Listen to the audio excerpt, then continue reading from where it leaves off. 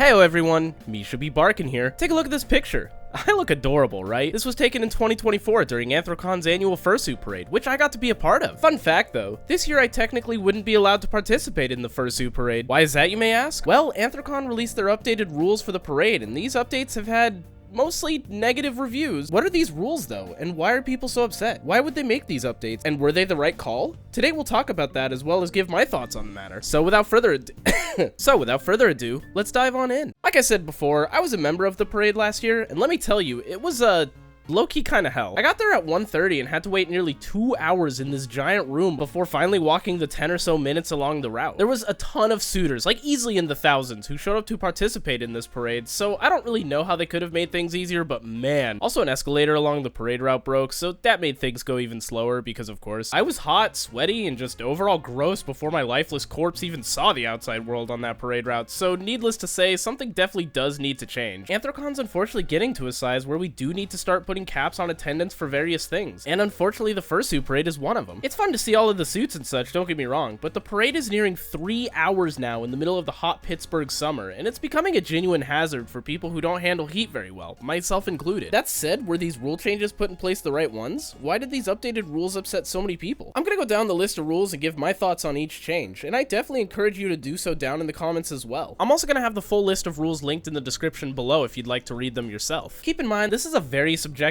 topic, so not everyone is going to agree with each other. Please keep it civil in the comments. Alright, let's get into it. The first part covers the parade process, which is basically how the parade's gonna function, so not much to say here except for these 2 points. The number of participants of the parade will be limited, and as such, all participants must be pre-approved. You must either wear or bring the costume that you intend to wear in the parade, or alternatively a photo that shows all elements of the costume to the registration point outside of room 309 on Friday between 3 p.m. and 9 p.m., or on Saturday from 9 a.m. until 12 p.m. We cannot register any participants after 12 p.m. on Saturday. Individuals approved for participation will have an identifying sticker affixed to their membership badge. The person presenting the suit for approval must be the person who will wear it in the parade. Substitutions are not permitted. I think this is the least controversial change out of all of this, and one that was needed. As stated before, the length of these parades is getting to be a bit much, so putting a cap on how many people can be in it isn't what people are having a problem with. Now, there are people upset with the fact that you have to be pre-approved for the parade, and this I can understand. If you're unsure about if you want to be in the parade or decide last minute that you do want to join, well, it sucks to suck. But they have these pre-approval registrations going up until lineup begins, which is already going to be nearly 2 hours just for the lineup alone. Oh my god. Okay, on to the actual rule changes now. All participants must have a costume that is anthropomorphic in nature. The parade is not for general cosplay. Example, the addition of ears to an existing costume armor does not qualify for participation in the parade. I know this one might upset some, but I also feel like this is a fine rule to have. It's a fursuit parade, which means it should be to show off suits, not someone in tactical gear with cat ears pinned on it. The focus should be on furries, fursuits, and the celebration of our fursonas, and not overall cosplay, unfortunately. The problems and ambiguity arises when we start asking what is considered furry enough, which, speaking of, full-body fursuits are encouraged. Partial fursuits must incorporate additional elements in addition to a head, hands, and optional tail. These at the wearer's discretion based upon their interpretation of the species/character.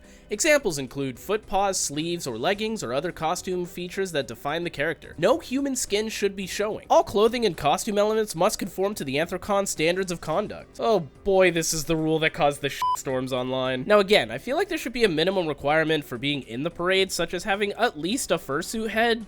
But like, come on dude, poodling? We as a community have all pretty much agreed that poodling is not a big deal, except UK cons for some reason, and something we accept that you're gonna see at cons. Let's bring back my picture from the beginning of this video. Can you see why I wouldn't be allowed to participate this year, according to the new rules? That's right, I'm showing human skin.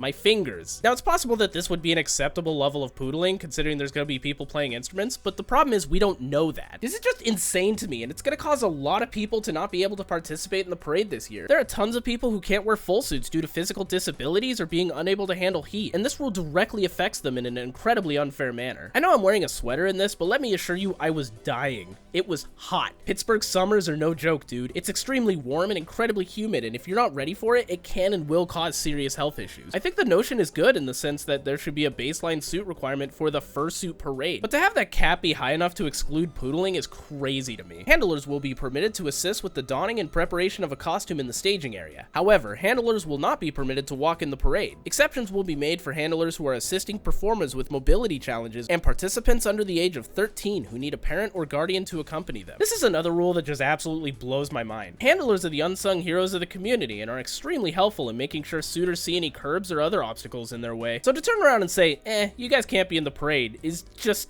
what? I only ever partial, and even I always try to have a handler. Vision in suit sucks, and I can't see downward, so having someone there to guide me is extremely helpful. Now, no, I didn't have a handler last year, but there are people who will need handlers in order to march the parade due to having bulky suits, limited vision, or otherwise. And I get it, we're trying to cut down on people, and limiting handlers to those who have mobility issues or are minors makes sense on paper, but I don't think this was a good call personally. Due to the nature of the parade lineup area, the presence of escalators on the parade route, and other aspects of the parade, Anthrocon strongly recommends that fursuiters whose costume designs require a handler, i.e. an oversized or bulky suit, should opt out and participate in the block party as an alternative to the parade. This one's more of a recommendation rather than a rule, but it does kind of tie into the previous one. They limited handlers, then are asking people with bigger, bulkier suits to opt out of doing the parade? Do you want the big, flourishing suits or not? So if your suit is too small, you can't be in the parade for showing skin, but if your suit is too big, you also shouldn't be in the parade because we won't allow you to have your handler there? I don't know, this one's also kind of rough in my opinion. Even if a costume has been pre-approved, any costume that is determined to not meet these standards at the parade time will not be allowed to participate. This rule is fine. You should match your pre-approved suit and not make any drastic changes for the parade. Any elements that are in violation of our standards of conduct, example, tactical gear, fetish wear, etc., are not permitted in the parade. Individuals causing disruptions or interference with parade operations may be refused participation as well as face revocation of convention membership. I also agree with this. This is an event that members of the city come out to see, and they're there to see people wearing fursuits, not Billy Sparkle in his tactical jockstrap. This one is unfortunately also ambiguous at the end of the day though. What counts as fetish gear or tactical? Is a camo jacket or an empty holster enough to get you kicked out? And what about harnesses, collars, leashes? Should we ban someone wearing a partial but also wearing a onesie and overalls? Kink is really hard to put a solid ban hammer onto because kink shows itself in a lot of ways. Now personally I think all of the above examples would be allowed so long as you're covering everything up in an acceptable all ages manner, but the truth of it is we don't know for sure. A lot of these rules are up for interpretation and that's never a good thing. All fursuiters must hydrate before the fursuit parade. It's for your own safety. This one's a suggestion, but I'd still definitely consider it a requirement. Always remember to hydrate, especially because of the heat of Pittsburgh. On top of that though, remember to have food and restore your electrolytes throughout the day. Water's important, but so is getting the proper nutrients. No stopping in the parade route. We require fursuiters to continue moving in the parade except in case of emergency. Staff and volunteers are positioned along the route should you require assistance. This was a bit of an issue last year. It kept stopping and starting towards the beginning, but smoothed out towards the end. Having staff along the way to aid those in need should help. No flags are allowed, as they obstruct other fursuiters in the parade. This one's also an addition that has many people upset, myself included. Now I can understand banning giant flags that would be obstructive and in the way, but all flags? That's certainly a choice. Many people, myself included, will wear pride flags around their shoulders when in parades, and this is super validating to a lot of those people who are queer or trans to be able to be out and proud in themselves. Some people travel from very red states to furcons, and this is the only place they can express themselves like that, so to take that away from them feels really shitty. I don't remember flags being an obstruction to other suitors like they claim, but I'd like to hear from someone who's done the parade more than I have. Have the flags ever been an issue of obstruction before? Lastly, there's the obvious follow-up of, well, if we allow flags, then people will fly hateful flags. You can ban those. You can ban hateful rhetoric without banning the pride flags along with it. It's really easy not to play both sides, I promise. People with ADA accessibility needs or young children are permitted handlers. This has to do with the earlier rules, and I definitely agree that handlers should be permitted for these people, but to limit others who may not fit in these categories from having handlers themselves is not a great choice in my opinion. No photography or video is allowed inside the lineup area. This includes selfies whether handheld or on a selfie stick. This rule has always been in place and is perfectly fine. A lot of people will take their suit heads off in the waiting room, so banning photos in this area is a-okay in my opinion. So yeah, those are the rule changes, but what are my thoughts on it? I understand the motive to make changes and restrictions to try and keep the parade to a manageable amount, but I think some of these rules have gone way too far. I've also seen people worry that this will be limited to the flashiest and best looking suits, so in order to quell those fears, things must be done in a first come first serve manner. If your suit meets all the requirements, then you should be good to go, regardless of the build quality or cost of the suit.